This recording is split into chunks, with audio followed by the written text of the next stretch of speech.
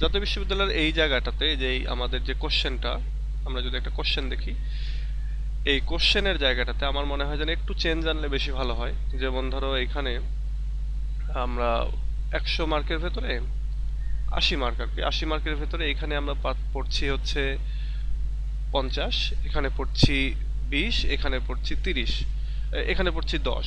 কিন্তু এখানে একটা জিনিস দেখো, সেটা হলো যে এই 10 মার্কের জন্য আমাদেরকে যত প্রশ্ন পড়তে হয় ব্রিফের, 10 মার্কের জন্য যত প্রশ্ন পড়তে হয়, এটা এক ধরনের বার্ডেন মনে হয় সময় সময়। কারণ এইখানে মনে হচ্ছে 10 মার্ক বা 10টা প্রশ্ন, হ্যাঁ, বা এখান থেকে 13টা 12টার ভেতরে 10টা পড়তে হচ্ছে, লিখতে হচ্ছে, সেটা ঠিক আছে।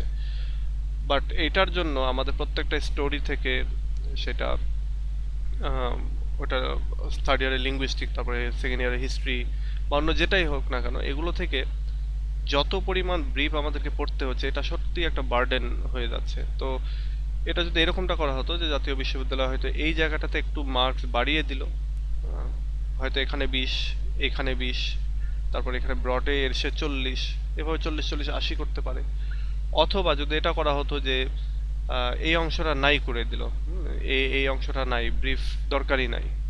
এখন এরকমটা হতে পারে যে ব্রিফ দরকার নাই, তাহলে তো ছেলেপেলে স্টোরিটা ভালো করে পড়বে না।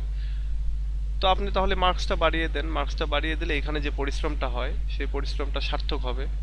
আপনি এখানে 20 মার্ক করেন, 25টার ভেতর থেকে ছেলেপেলে 20টা লিখুক, বা 30টার ভেতর থেকে ছেলেপেলে 20টা কোশ্চেন করুক, কোশ্চেনের অ্যান্সার করুক, এটা বেশি ভালো হয়। আদারওয়াইজ এখানে 10 মার্কের জন্য যত পরিশ্রম হয়, এর চাইতে ওই এইখানে একটা ব্রড পড়তে এত পরিশ্রম হয় না।